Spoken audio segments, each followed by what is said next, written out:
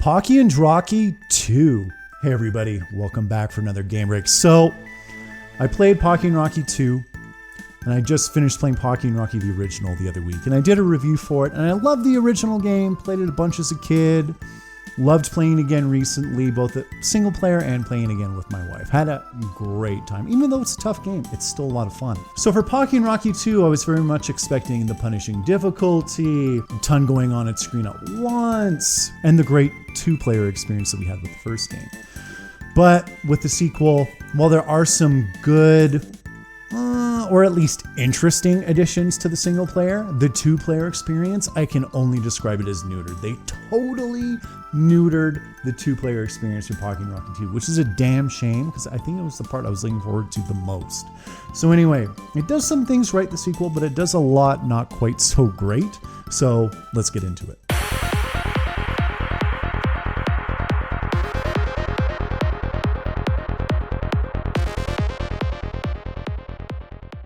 All right, so for Pocky and Rocky 2, there are some positives, but a lot of the positives are for the single player experience. By and large, for the two-player experience, I don't think they really did anything particularly good. And the good additions they have made to this game, some of them even come with a catch. For example, there's now the ability to buy items in Pocky and Rocky 2, which is awesome. I love collecting money, being able to go to shops and buy power-ups or new lives and so on and so forth. But you get to a point in the game where everything becomes so expensive, you can't afford to buy anything. So at that point, what was even the point of adding shops in the first place if when you're getting to the most difficult parts of the game, you can't afford anything? But while collecting money can become redundant later on in the game, one good gameplay addition to Pocky and Rocky 2, at least for the single player, is the addition of AI companions. So you can have an AI companion follow you through the levels and help you defeat enemies, which is awesome, loved it. And you can recruit many different companions as you progress through the game. A lot of them having special unique abilities, on top of having different types of projectiles which travel across the screen in different ways. So that's great. It diversifies the gameplay, it adds some variety to the single player experience, and you're able to cast magic as well, which lets you transform into this AI companion in order to use their abilities as you please. So that's great, an awesome addition to the single player. Another addition to the single player was the addition of the Mad Dog and Dragon levels. And you would very much just be able to kind of go left or right and as you're traversing through these levels, avoiding enemies and projectiles. And it was enough of a change to the basic gameplay that it just switched it up, added a bit more variety to the game. And generally in these levels themselves, there were some pretty good boss fights. On average, the bosses were pretty decent to encounter. So another good addition to the single player experience. And speaking of bosses, in general, Pocky and Rocky 2 was a little bit of a mixed bag. There were some decent bosses in the game, but there were at least a couple where they were so basic you could pretty much stand in one area of the screen almost and have to move very little and just kind of pelt them from an angle. So some of the bosses could be a bit easy, but at the same time, I did like how we could tell how much HP they had in this game with the candles at the bottom of the screen, obviously going from 5 to 1 as you depleted their health, and in general, bosses had more health. You couldn't just, for example, in the original game, use a couple of bombs and deplete their health by insane amounts and take them out quite quickly. In this game, you very much needed to figure out their attack rotations because there was no super quick way to down any of the bosses. So they did do better in that regard, but then they did worse in other regards in terms of how complicated the boss's attack patterns could be at times. And one thing I was so choked about with the sequel is weapon upgrades. In the original game, we very much could upgrade our basic projectile weapon, or we could get fireball weapons. So in this game, I was immediately like, where are my damn fireballs in Pocky and Rocky 2? And I was very much hoping that we would get very different upgrade paths in the sequel. There would be maybe more than the basic two of the original, but now we're brought back down to just one upgrade path for weapons. And the only person who can upgrade their weapon is player 1. Player 2 can't upgrade their basic weapon at all. So that was just really sucky, in my opinion. I was just really looking forward to that again, and it just took away some of the visual flair of shooting projectiles on screen. So it's just one of those things where they took away something that I loved about the original, that they didn't replace with anything else in the sequel, and that was just a little disappointing. So I feel like I presented Pocky and Rocky 2 as a bit of a mixed bag so far. Some good, some bad. But let's talk about playing with 2 players now, because generally this is where this game loses me quite a bit. So one of the first things is throwing. So instead of bombs in this game, we're able to throw our AI companion or player 2, if you're playing with 2 players, at the enemy for a big attack that deals a lot of damage.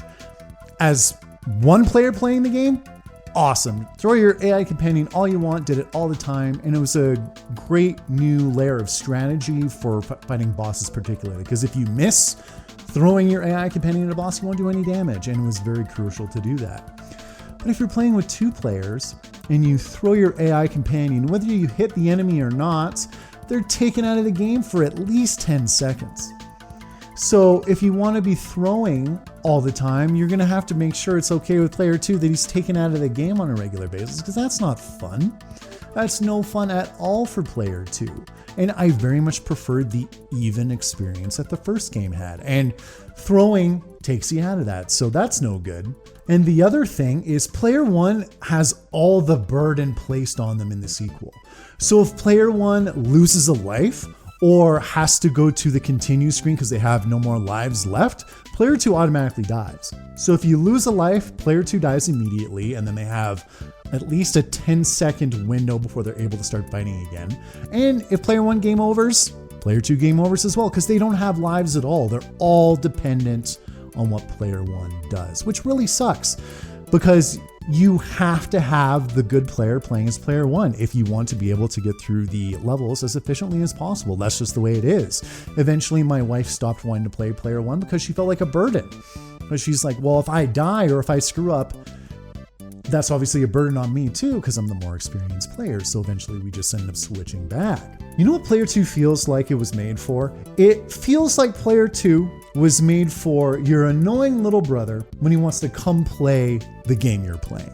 You can give him a controller, he can never die, the enemy ignores him, he can't collect power-ups, he can't open locked chests, bosses will ignore him, he can pretty much stand behind a boss and just like keep pelting him with his regular attack.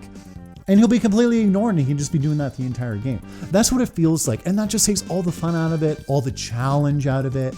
Yes, I guess it's good for those instances your annoying little brother wants to play or whatever. But if you're 2 adults, for example, in our case, and you want to be able to enjoy all the in and outs of the game, all the challenge of the game, you're not going to be able to enjoy it. And it's very much on rails. And my wife was playing Rocky, obviously the other character from the first game, and all of his attacks had a homing ability. So she could just stand in one spot and the attack would automatically target enemies, so she didn't have to aim at all.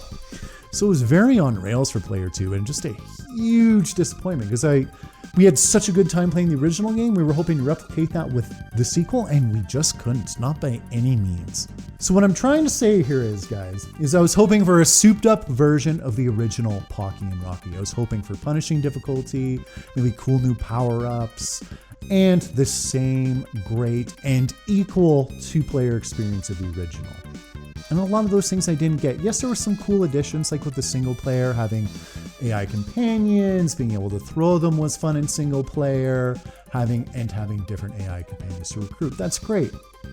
But I think where the heart of the Pocky and Rocky series lies is in the 2-player co-op.